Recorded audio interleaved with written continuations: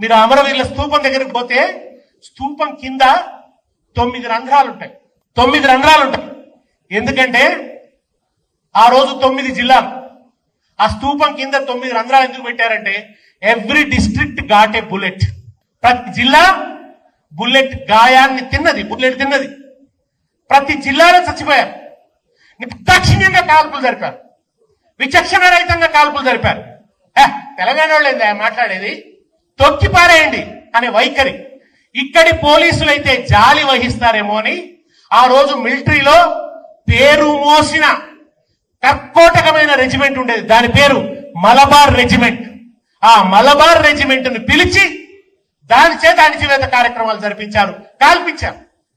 కాల్పులు చేస్తే ఎక్కడికక్కడ గవర్నర్ ఆఫీస్ దగ్గర నుంచి, రాజ్భవన్ దగ్గర నుంచి చార్మినార్కు ర్యాలీ పెట్టుకున్నారు. ర్యాలీ పెట్టుకుంటే ర్యాలీగా పోతుంటే ఆ ర్యాలీ మీద కాల్పులు చేశారు. ఎంత గొప్పవాళ్ళు తెలంగాణ బిడ్డలంటే, మొన్న మనం ఎట్లయితే ఉస్మానియా యూనివర్సిటీలో విద్యార్థులు బాష్పవాయు గోళాలు ప్రయోగిస్తున్న పోరాటం ఆపలేదో, పోలీసులు బాష్పవాయు గోళాలు ప్రయోగిస్తున్న పోరాటం ఆపలేదో, 69లో నిజం బుల్లెట్లు ప్రయోగిస్తున్నా, బుల్లెట్లు కాలుస్తున్నా ముందుకు పోయినారు. ముందు పోయి ప్రాణాలు అర్పించారు తెలంగాణ కోసం. వాళ్ళ కోసం కంటే ఆ స్తూపం కింద 9 బుల్లెట్లు ఉంటాయి.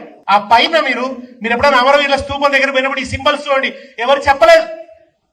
ఆ పైన సాంచి నుంచి తీసుకున్న స్తూపం ఒక ఇట్లా ఆర్చ్ లాంటిది ఉంటుంది అనమాట. ఆ ఆర్చ్కి అర్థం ఏంటంటే, ఆ ఆర్చ్ కింద ఎవరి పేరు రాయబడతారో వాళ్ళు పవిత్రాత్మలు, వాళ్ళు పవిత్రాత్మలు. ఈ తెలంగాణ నేల కోసం ప్రాణాలు అర్పించిన వాళ్ళు పవిత్రాత్మలు అని. ఆ పైన మీకు అశోక చక్రం ఉంటది. ఎందుకు అశోక చక్రం? ఎందుకు అశోక చక్రం అంటే తెలంగాణ బిడ్డలు చేసింది ధర్మబద్ధమైన పోరాటం. మనమేమి లేనిది అడగలేదు. నా ఉద్యోగం నాకు కావాలన్నాం, నా నీళ్లు నాకు కావాలన్నాం, నా నేల మీద పారిన నీళ్లు మాకు రావాలన్నాం, ఇక్కడ పారుతున్న గోదావరి కృష్ణ నదీ జలాలు మా పొలాలను తడపాలి అన్నాం, ఇక్కడ ఏర్పడిన ఉద్యోగాలు స్థానికులుగా మాకు హక్కు ఉంటుంది అని అన్నాం. అది ధర్మబద్ధమైన పోరాటం, న్యాయబద్ధమైన పోరాటం. ఒప్పందాలు అమలు చేయండి అన్నాం, మీరు రాసిచ్చిన సూత్రాలు మీరు అమలు చేయండి అని అన్నాం. అందుకని ధర్మబద్ధమైన పోరాటం. ఆ పైన ఒక తెల్ల కలర్ లో ఉంటాయి చూడండి, మార్బుల్ స్టోన్ తో ఉంటది పైన, అది అరవిచ్చిన మల్లె మొగ్గ. ఆ స్తూపాన్ని నిర్మించిన శిల్పి ఎక్కా యాదగిరిరావు గారు ఒకసారి నాతో అన్నాడు, ఎందుకు సార్ పైన మల్లె పువ్వులు పెట్టినారు అంటే, ఆయన ఉన్నాడు, ఈ స్తూపం కడుతున్నప్పుడు నాకు మాట అనిపించింది, ఈ స్తూపం డిజైన్ చేస్తున్నప్పుడు నాకు మాట అనిపించింది. ఏంటంటే భవిష్యత్ కాలంలో ఈ తెలంగాణ అమరవీరుల స్తూపం మీద దండ వేసే ధైర్యం కూడా తెలంగాణ నాయకులకు ఉంటుందో ఉండదో. ఇది ఎప్పటి మాట? ఇది అంజయ్య ముఖ్యమంత్రిగా ఉన్నప్పుడు ఆ స్తూపానికి డిజైన్ చేశాడు ఆయన. ఆ పైన దండ వేసే ధైర్యం ఎవరికన్నా ఉంటుందో ఉండదో, నేనే శాశ్వతంగా ఒక పువ్వు పెడతా అని ఆ మార్బుల్ స్టోన్ తో మల్లె పువ్వును పెట్టినా అన్నాడు. ఎంత దుఃఖకరమైన చరిత్ర. ఇప్పుడు అప్పుడు చెప్పారట, అంజయ్య గారు కూడా చెప్పారట, స్తూపం ఎట్లుండాలంటే అది చూసి తెలంగాణ వాళ్ళు ఆవేశపడొద్దు, మళ్ళా ఉద్యమం రావద్దు, అటువంటి పద్ధతిలో చెక్కు అని చెప్పినట. నిజానికి ఆ స్తూపం శంకుస్థాపన చేయడానికి కూడా చాలా కష్టపడ్డారు, కొట్టినారు, శంకుస్థాపన చేస్తుంటే కొట్టినారు. అంటే మన కోసం మన బిడ్డలు చనిపోతే ఒక స్తూపం కట్టుకునే హక్కు అవకాశం కూడా మనకి ఇవ్వలేదు. దాని ఇనాగరేషన్ చేయనీయలేదు, పైగా ఈ 369 మందిని చంపిన ముఖ్యమంత్రి విగ్రహాన్ని, కాసు బ్రహ్మానందరెడ్డి విగ్రహాన్ని బంజారా హిల్స్ లో ఘనంగా ప్రతిష్ఠించారు. ఇంతకన్నా దిక్కుమాలిన పరిస్థితి ఇంకెవరికన్నా ఉంటుందా? మనల్ని చంపినోడి విగ్రహమే మన గడ్డ మీద ఉంటుంది అనమాట.